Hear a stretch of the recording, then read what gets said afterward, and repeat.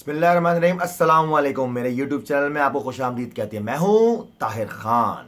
पाकिस्तान बामुकाबला जनूबी अफ्रीका, पाकिस्तान ने जनूबी अफ्रीका को पहले T20 में 4 विकेटों से जेर कर दिया। पाकिस्तान ने ये स्कोर मोहम्मद रिजवान के 74 रन की बदौलत ये अचीव किया। और जिस तरह से आज मोहम्मद रिजवान खेले हैं, काबिल तारीफ तो हमेशा से ही हैं, क्योंकि डिपेंडेबल उनको कहा जाता है। He never give up in any situation. और आज रिजवान ने ये चीज़ करके भी दिखाई है। यही क्लास होती है कि जो एक मैच विनर परफॉर्मर होता है, कि किस तरह से अपने उस चीज़ को वो लेके जाता है और फिर आगे प्रोलॉन्ग करता है अपने उस इनिंग को। तो रिजवान, जिसकी हम बात कर रहे थे कि ओडीआई के अंदर रिजवान टाइम दे, तो आज रिजवान ने बाकायदा पूरा टाइम दिया। और जिस तरह से रिजवान खेले आज इनिंग्स, मतलब मैं समझता हूँ कि one of the finest innings Rizwan की मैं बात करूँ। 50 बॉलों को उन्होंने सामना किया, 74 रन उन्होंने बनाए, जिसके अंदर 2 छक्के और गालिबन 8 या 9 चौके थे। ज़बरदस्त इनिंग रिजवान ने खेली। अब हम जरा अपनी बॉलिंग की तरफ आए। साउथ अफ्रीका ने टॉस जीत के पहले बैटिंग करने का फैसला किया। जो उनके 3 डेब्यू उन्होंने आज के इस T20 में कराए थे।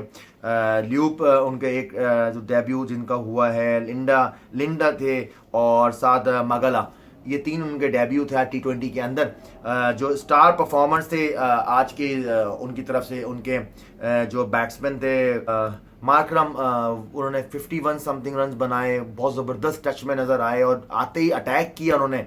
यही वो अटैक आपके वो नज़र आते हैं कि कहाँ पर हम बैकफुट पे आते हैं, कहाँ हमारे फ्लॉज हैं, कहाँ हमारे छोटे छोटे एरर्स हैं। वहाँ हमें आगे चल के सेकंड T20 में हमें कवर करना पड़ेगा। फिर उनके कप्तान की अगर मैं बात करूँ, एंड्रे क्लेसन की, जिस तरह से उन्होंने इनिंग्स खेली आज, जिस तरीके से उन्होंने स्पिनर्स को खेला है, मतलब मैं समझता हूँ ज़बरदस्त खेला है। कदमों का इस्तेमाल किया, एक्स्ट्रा कवर भी मारा है, कट भी मारा है, स्वीप भी गए, स्ट्रेट भी उन्होंने खेला है। तो वो एक एटलीस्ट उनका एक प्लान नज़र आया था कि किस प्लान से वो आए हैं और किस प्लान से स्पिनर्स पर उन्होंने अटैक करना है। क्योंकि अगर मैं बात करूँ कि मोहम्मद नवाज से हमने इनिंग्स का आगाज़ किया था, शाहीन और मोहम्मद नवाज नहीं किया था। तो मोहम्मद नवाज जो आपके पाकिस्तान के स्टार बॉलर हैं, जिन्होंने 2 खिलाड़ियों को आउट किया 4 ओवर में, 21 या 22 या 23 रन देकर उन्होंने आउट किया था। शाहीन 4 ओवर में 45 रन दे सके।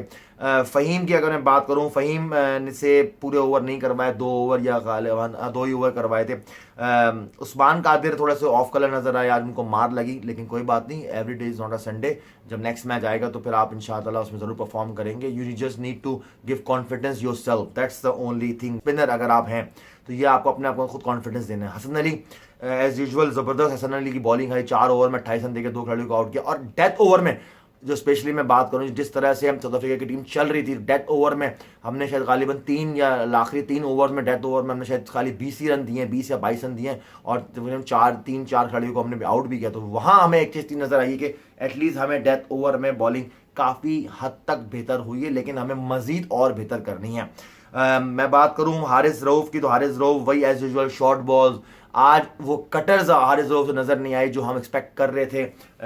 जिससे हमने ओडीआई में देखा था कि ओडीआई में वो कटर्स मार रहे थे, स्लो कर रहे थे, back of the hand yorkers मार रहे थे, थोड़ा सा फुलर है, पीछे करते हुए नजर आए। खैर ये तो खैर है चीज़ें, और ऑब्वियसली जो पूरा मैनेजमेंट है वो उस चीज़ को कैरी ऑन करेगा। फिर पाकिस्तान ने जिस तरह इनिंग्स का आगाज़ किया, रिजवान एज यूजुअल 74 रन की उन्होंने इनिंग्स खेली और पूरा मैच लेके गया और नॉट आउट रहे। आखिर में बाबर के साथ उन्होंने इनिंग्स का आगाज़ किया था। आज सब एक्सपेक्ट कर रहे थे कि शायद शर्जील को खिलाएंगे, लेकिन शर्जील 15 की भी स्क्वाड में नहीं थे, क्योंकि अभी शर्जील को खिलाना बड़ा मुश्किल है। क्योंकि मैं समझता हूं अगर बाबर भी 1 डाउन आए और फखर से ओपन करवाएं, क्योंकि फखर सर्कल ज्यादा यूटिलाइज कर सकते हैं एज कंपेयर टू बाबर, क्योंकि फिर 1 डाउन में हमारे पास एटलीस्ट एक ऐसा बैट्समैन होगा, क्योंकि हफीज 4 नंबर पे आएंगे, तो हमें एटलीस्ट एक ऐसा बैट्समैन है जो पूरी इनिंग्स बिल्ड कर सकता है। हफीज आते ही अटैक करते हैं, एक्सपीरियंस बहुत है, हफीज को बहुत ज़बरदस्त है। और आज हफीज ने अपना 100th T20 इंटरनेशनल पाकिस्तान की तरफ से खेला है, और मोहम्मद हफीज आपको बहुत बहुत मुबारक हो। It's a long journey and I hope it will go long way with lots of success जब भी आप अपना कैरियर एंड करें। तो पाकिस्तान की अगर मैं बात करूँ, जिस तरह से बाबर आजम 14 रन पे आउट हुए, शायद तो मैं समझता हूँ कि वो शॉट सिलेक्शन सही नहीं था बाबर का, जिसकी वजह से बाबर वो आउट है। क्योंकि जब रिजवान सामने खड़ा तो आप सिंगल्स ही लेके रिजवान को देते रहे, लेकिन उस तरह से नहीं हो सका। फिर फ़खर जमान आया। फ़खर जमान की सबसे अच्छी चीज़ मुझे नजर आई, फ़खर ने आते ही अटैक किया, जो उनका नेचुरल गेम है, उसी तरह से अटैक करते हैं। 27 रन फ़खर ने 27 रन की इनिंग्स खेली थी, लेकिन वो 27 रन उन्होंने 19 बॉलों में बनाए थे। तो थोड़ा सा 2-3 डॉट बॉलें भी फ़खर को मिली, लेकिन जिस तरह से फ़खर ने शॉट खेला था शमसी को, वो मिड विकेट की तरफ गया और वहां पर वो भागते हुए जाके उन्होंने कैच पकड़ा और ऑलमोस्ट बाउंड्री के बाहर चले गए थे, लेकिन उन्होंने थ्रो इन द एयर अंदर किया और फिर भाग के प्रेजेंस ऑफ माइंड उन्होंने वहां इस्तेमाल किया। उनके जो फील्डर थे वहां पर, फिर वहां पर उनको वो कैच हुआ, मलान, जानेमन मलान ने उनका कैच पकड़ा था। फिर मोहम्मद हफीज़ आए, मोहम्मद हफीज़ स्टंप आउट हो गया शमसी पे। लेकिन उसके बाद जो मैं समझता हूँ कि हैदर अली जब खेलने आए तो हैदर अली पे प्रेशर था। हैदर कोशिश कर रहे थे कि मैं किसी तरह से मैं उस प्रेशर से निकलूं और रिजवान को भी निकालूं, क्योंकि एक स्टेज पे हमारा एवरेज अच्छा खासा चला गया था, एटलीस्ट 12-13 रन पे चला गया था। तो वहां से फिर वापस कट डाउन करके नीचे लाया, क्योंकि हैदर अली ने 8 या 9 बॉलों का ही सामना किया था, 18-19 रन बनाए थे। तो वो 18-19 रन और 3 बाउंड्रियां उनकी वो काम आई थी। रिजवान का प्रेशर थोड़ा सा कम हुआ था। लेकिन जब फ़हीम अशरफ क्रीज पर आए तो फ़हीम अशरफ बिल्कुल फ्रेश आए। फ़हीम ने आते ही अटैक किया और जिस तरह से फ़हीम ने इनिंग्स के लिए 30 रन फ़हीम ने बनाए, गालिबन 13 या 14 बॉलों का सामना किया, जो चौके मारे, एक छक्का भी फ़हीम ने मारा है। ठीक है, वो लास्ट ओवर में उस तरह से नहीं कर पाए, एक उनका कैच भी छूटा, फिर हसन अली का भी कैच छूटा और फिर खैर वो बोल्ड हो गया। लेकिन वो तो एक पार्ट ऑफ अ गेम, तो कैच छूटते रहते। लेकिन पाकिस्तान को एक स्टेज पे ऐसा लग रहा था कि शायद हम ये चेस ना कर पाए, क्योंकि ये highest T20 international total chase हुआ है एवर, किसी भी टीम ने किया, और वो पाकिस्तान की टीम है और अगेंस्ट साउथ अफ्रीका के खिलाफ उन्होंने किया। और ये हाईएस्ट एवर टोटल चेस हो गया है पाकिस्तान की तरफ से। तो ये बहुत अच्छी बात, सबसे पहले मुबारकबाद आप सब लोगों को। और हसन अली जब बैटिंग करने आए तो उस वक्त लग रहा था कि क्या होगा क्या नहीं होगा, क्योंकि फ़हीम अशरफ एक कैच छूटा, 2 रन बने, फिर सिंगल हुआ और 2 रन बने, फिर फ़हीम बोल्ड हो गए और फिर ये कि फिर हसन अली को बिल्कुल मुंह पे बॉल मिला, जो मैं समझता हूँ कि अनएक्सपीरियंस उनकी बॉलर थे जो आखिरी ओवर करने आए थे। तो अनएक्सपीरियंस वो बॉलर थे जिसकी वजह से क्योंकि विलियम्स उनका डेब्यू था इस T20 इंटरनेशनल का, आज पहला मैच था। अनएक्सपीरियंस है क्योंकि आउटसाइड ऑफ स्टंप बॉल की फ़हीम, क्योंकि हसन क्योंकि मारते हैं, उनकी एबिलिटी है कि वो he can hit the sixes on a mid of और अ मिड ऑन रीजन्स।